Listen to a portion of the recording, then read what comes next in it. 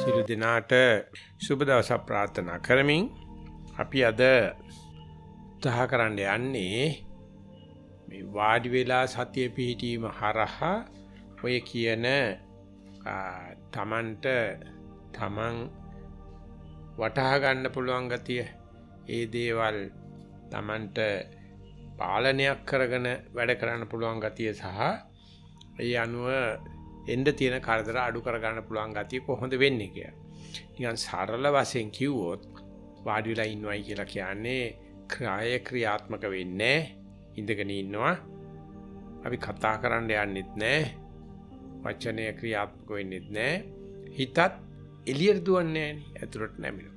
ඉතින් මේක තමයි ඔය නිකන් කයේ සංචරණ නීති නතර කරනවා කියන එක අත්‍යවශ්‍යයිනේ මේ කොවිඩ් දරුණු වසංගතයේට.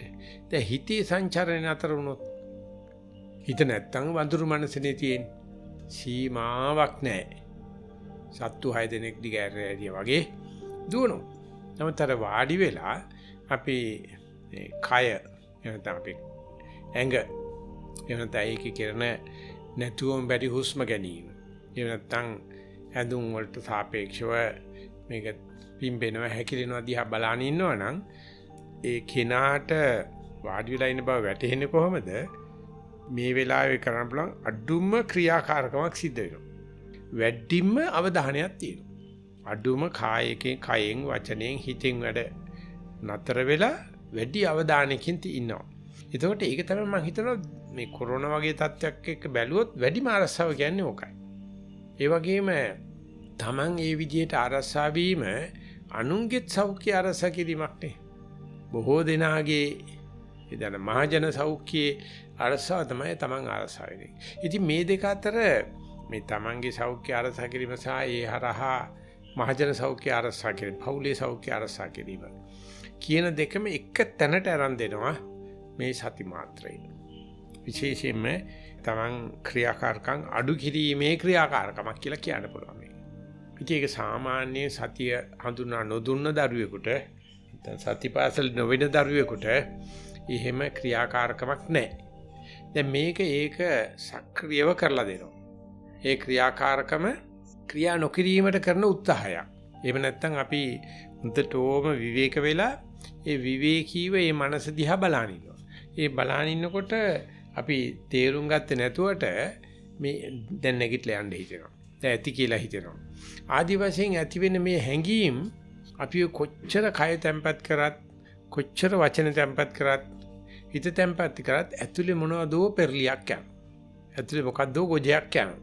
අන්න ඒක දිහා බලාගෙන වැඩි වේලාවක් බලලා අඩුවෙන් විනිශ්චය කරලා ඉන්න පුළුවන් වෙනවා නම් නිකන් Taman දිහාම Taman බලාගෙන ඉන්න ගතියක් තමයි මේ සිද්ධ වෙන්නේ. මේ මම කවුද කියලා අවබෝධ කිරීමේ ගැඹුරක් යනවා මෙතනදී.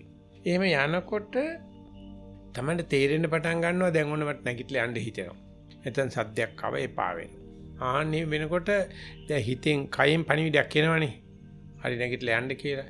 අර සතිය වඩපු නැත්නම් වාඩි වෙලා ටික කාලයක් නැතිපතා කරපෙන්න පුළුවන්. හොඳයි දැන් නැගිටින්න පණිවිඩය ඇවිල්ලා තියෙන්නේ. එහෙම නැත්නම් කය කියනවා යන් කියලා. එක පාරටම ක්‍රියාත්මක කරන්නේ නැතුව මේ පණිවිඩය ඇවිල්ලා තියෙද්දි යන්න කියලා නැගිටින්න හදද්දි නැගිටින්න නැතුව පොඩ්ඩක් වෙලා එක හුස්මක් තව බලන්න. තව තප්පර දෙක තුනක් ඉන්න බලන්න ගියාම එයාට තේරෙන්න පටන් අර ගන්නවා ඒ එන ආවේගයට වහාම ක්‍රියාත්මක වෙලා නැත්නම් වඳුරෙක් වගේ එහෙම නැත්නම් සර්පෙක් වගේ ක්‍රියාත්මක වෙනව වෙනුවට මේක තියා බලාගෙන ඉන්න මේ මොන සතාද දැන් ක්‍රියාත්මක වෙන්නේ කියලා. අර සත්වෝද්‍යානයේ සත්තු 6 දෙනා හිතා ගන්නකො. දැන් මේ මොකාද එයාට දුන්නොත් ඒ අනිත් ඔක්කොම අරගෙන ඇදගෙන දුවනවා. මේක දිහා පොඩ්ඩක් බලන්න පුළුවන් ගතියක් ලැබෙනකොට එයාට තේරෙන්න පටන් අර ගන්නවා මේ 6 දෙනාටම සමාන තැනක් දීගෙන ඉන්න වෙලාවේ එක්කෙනෙක් අනිත් ඔක්කොම ඇදගෙන තමන්ගේ ගෝචර භූමියට තමන්ගේ පරිසරයට අදින්න හදනවා. මේක දිහා බලන්න පුළුවන් නම් මේක දිහා දකින්න පුළුවන් නම් පොඩිම ළමයට උනත් කමන්නේ. ඔය පසුගිය දවස්වල ගත්ත දැනුමෙන් අත්දැකීමෙන් එක චිත්තක්ෂණයක් එක තප්පරයක් එක හුස්ම වාරයක් බැලුවොත් විශාල වෙනසක් ඇති කළ දෙනවා. ඒ නිසා එයා දන්නවා දැන් එහෙම තීද්දිත් බෑ බේරන්න බෑ මම නැගිටලා ගියා. එතකොට ගිහිල්ලා පශ්චාත්තාප වෙන්න දෙයක් නැහැ. එයා දන්නවා මම ඒක දැනගෙන කෙරුවේ. මට ඕන පොඩක් ඉඳගෙන ඉන්න තිබුණා.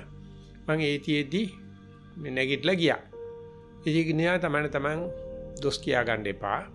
මේක අනිත් පැත්තෙන් අනිත් දවසේ එහෙම නොවි ආයෙ කරන්න අවස්ථාව ලැබෙනවනේ. එක දවසින්ම විනිශ්චය කරන්නේ නැහනේ.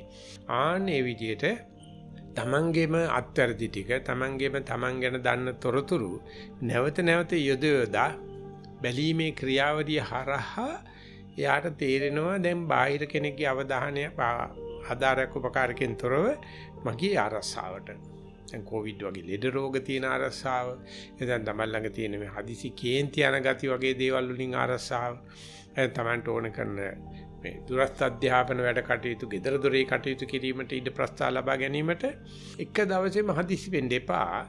ටික ලැබෙනවා. ඒ ලැබෙන්නේ අර මම දැන් මෙතන කියන ආත්ම විශ්වාසයත් ඒ වගේම Tamanට මේ දැන් බැරි වුණාට ආයත අවස්ථාවක් එනවනේ. අන්න ඒ වෙලාවේ කරන්න පුළුවන් කියන එකත් ඒ සඳහා වාසිදායක අපසරියක් පරිසරයක් Tamanට හදාගන්න Taman තුලම විකල්ප තියෙනවනේ වෙනස් සම්බන්ධතා කරගන්න පුළුවන් දැක ගන්න පුළුවන් මොකද අත්දැකීම් තියෙනවනේ ආන්න මේ නිසා මේ පුංචි මනසක පුංචි හිතක මේ ඉඳගෙන ඉන්නකොට මේ වැවෙන පුංචි අංකුරය විශාල ගමනක් යන්න පුළුවන් එකක්. ඉතින් ඒක තේරුම් ගන්න කල් යන බව නෑ හැබෑව. නමුත් ඊටාම දක්ෂ ළමයි ඒගොල්ලෝ ප්‍රසිද්ධියම කියනවා මේ පුංචි වෙලාවක් වාඩිලා නැගිටතර පස්සේ මගේ හිත උඟක් අලුත් වෙනවායි කියලා.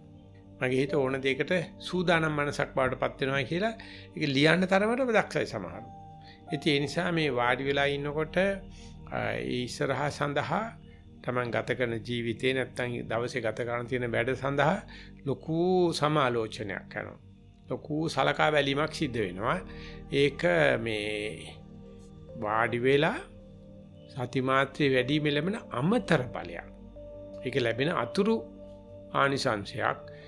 ඒක නිසා ඒවා අනිවාර්යයෙන්ම ඉස්සරහට වැඩි වේලාවක් වාඩි වෙලා ඉන්න. වැඩි වේලාවක් තමයි බලපු අරමුණටම මූණට දාලා ඉන්න ඍජු ආනිසංසත් ලැබලා දෙනවා. ඒ නිසා යාගේ මේ වගේ මට්ටමට දිවිල වෙලා ලියන වාර්තාවක් හරි ඕජාව සහිතයි රසයි. හරි විසිතුරුයි. අන්නෙවෙනි විසිතුරු වාර්තා අපිට ඉස්සරහට තව ලැබේවා කියලා ප්‍රාර්ථනා කරනවා. ඒ වගේ මේවක් කරලා ලියා තබා ගන්නත් ආරාධනාවෙන් අද දවසේ පණිවිඩය સમાપ્ત කරනවා. සියලු දෙනාට සුබ දවසක් වේවා. සතිපාසල පදනමෙහි ඉදිරිපත් කිරීමකි.